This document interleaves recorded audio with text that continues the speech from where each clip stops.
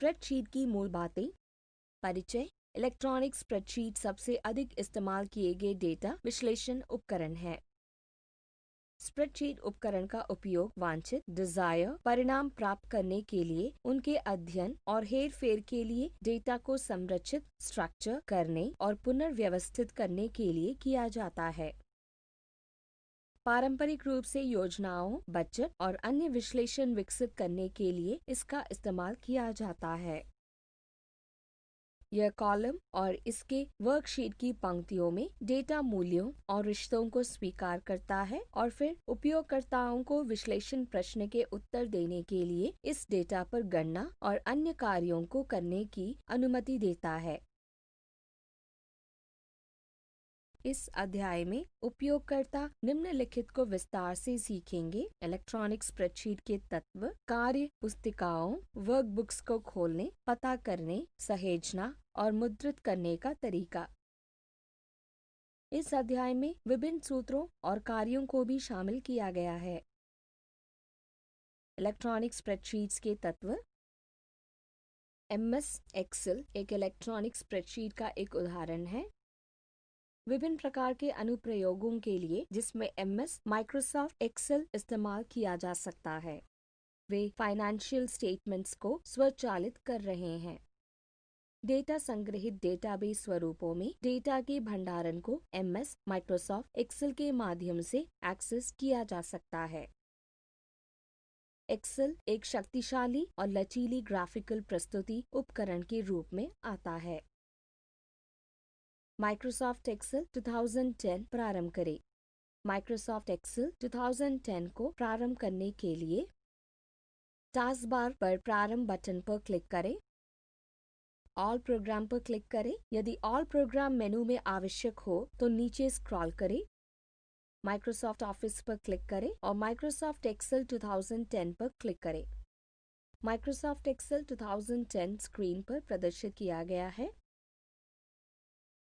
Microsoft Excel 2010 में ribbon, quick access toolbar और backstage दृश्य शामिल है।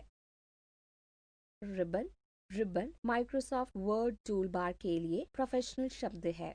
सामान्य कार्यों को करने के लिए रिबन में आपके सभी आवश्यक आदेश शामिल है। इसमें कई टैब हैं, प्रत्येक में कई समूहों के कमांड हैं और आप ऐसे अपने खुद के टैब जोड़ सकते हैं जिसमें आपकी पसंदीदा आदेश शामिल है। कुछ समूहों के नीचे दाएं कोने में एक एरो तीर है जिसे आप और भी अधिक आदेश देखने के लिए क्लिक कर सकते हैं। वो हैं फाइल टैब, होम टैब, रखना टैब, इंसर्ट टैब, पृष्ठ layout tab, page layout tab, formulas tab, data tab, review tab, view tab, quick access toolbar. Ribbon के ऊपर स्थित क्विक एक्सेस टूलबार आपको कॉमन कमांड्स तक एक्सेस करने देता है। इससे कोई फर्क नहीं पड़ता कि आप किस टैब पर है। डिफ़ॉल्ट रूप से यह सेव, सहेजे, अनडू, पूर्ववत करे और रिपीट दोहराए कमांड्स दिखाता है। आप अपने लिए इसे और अधिक सुविधाजनक बनाने के लिए अन्य कमांड जोड़ सकते हैं। बैकस्टेज दृश्य, बैकस्टेज व्यू। कार्यालय बैकस्टेज व्यू है जहां आप अपनी फाइलों और उनके बारे में डेटा मैनेज करते हैं। क्रिएटिंग बनाना, सेविंग सहेजा जा रहा है, मुद्रण, शेयरिंग फाइल्स फाइल साझा करना, छुपा मेटा डेटा या व्यक्तिगत जानकारी के लिए निरीक्षण इंस्पेक्शन करना और विकल्प सेट करना। इलेक्ट्रॉनिक स्प्रेडशीट्स के तत्व। स्प्रेडशीट का उद्घाटन। एक नई खाली वर्कबुक बनाने के लिए आइए देखें कि एक नया खाली वर्कबुक कैसे बनाएं। फाइल टैब पर क्लिक करें। यह आपको बैकस्टेज दृश्य पर ले जाता है। नया चयन करें। उपलब्ध टेम्पलेट्स के तहत खाली वर्कबुक चुनें। इसे डिफ़ॉल्ट रूप से हाईलाइट किया जाएगा। क्रिएट पर क्लिक करें। एक्सेल विंडो में एक नई खाली वर्कबुक दिखाई देती है। जब एक्सेल खोला जाता है, यह एक खाली वर्कबुक खोलता है। एक एक्सेल वर्कशीट फाइल को एक वर्कबुक कहा जाता है। एक वर्कबुक एक्सेल वर्कशीट फाइल है जिसमें संबंधित डेटा और किसी विशिष्ट प्रोजेक्ट की जानकारी संग्रहित है। एक कार्य पुस्तिका में कई वर्कशीट्स या कई परतें शामिल है जो डेटा को सूचीबद्ध करने और विश्लेषण करने के लिए इस्तेमाल किया जा सकता है। चलो देखते हैं कि मौजूदा वर्कबुक कैसे खोलें। मौजूदा वर्कबुक को खोलने के लिए फाइल टैब पर क्लिक करें। यह आपको बैकस्टेज दृश्य पर ले जाता है। ओपन का चयन करें। ओपन डायलॉग बॉक्स दिखाई पड़ता है। अपनी इच्छित वर्कबुक चुनें, फिर ओपन क्लिक करें। अगर आपने हाल ही में मौजूदा वर्कबुक खोला है तो अपनी वर्कबुक को खोजने के लिए ओपन के बजाय फाइल टैब से रीसेंट चयन करना आसान हो सकता है। एक नई वर्कबुक सेव करें। भविष्य के उपयोग के लिए वर्कबुक को संरक्षित करने के लिए आपको इसे डिस्क पर सेव करने होगा। कोई फाइल सेव करने के लिए उपयोगकर्ता निम्नलिखित विधि का उपयोग कर सकता है। फाइल टैब पर क्लिक करें, सेव पर क्लिक करें, उस स्थान का चयन करें जहां आप फाइल को सेव करना चाहते हैं।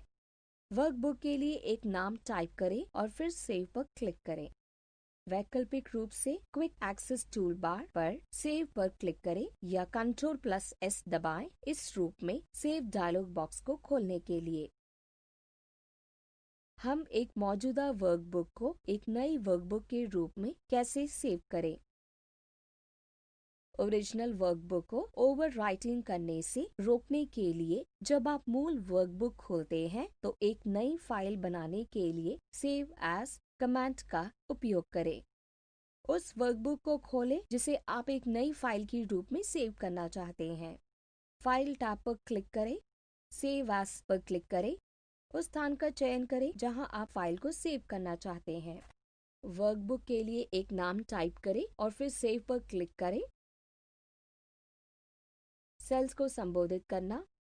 वर्कशीट में एक सेल पता जैसे एक्सेल वर्कशीट में सेल के स्थान की पहचान करता है। एक सेल एड्रेस कॉलम लेटर और सेल की रो संख्या है जैसे कि C4 या D8। कृपया ध्यान दें, अपने एड्रेस के द्वारा एक सेल की पहचान करते समय कॉलम लेटर हमेशा पहले सूचीबद्ध होता है, उसके बाद रो संख्या। माइक्रोसॉफ्ट एक्सेल में उन एड्रेस के मूल्यों को प्राप्त करने के लिए सेल एड्रेस मुख्यतः एक फॉर्मूले में उपयोग किया जाता है। आप 3 अलग-अलग तरीकों से सेल एड्रेसिंग कर सकते हैं: रिलेटिव रेफरेंसिंग, एब्सोल्यूट रेफरेंसिंग और मिक्स्ड रेफरेंसिंग।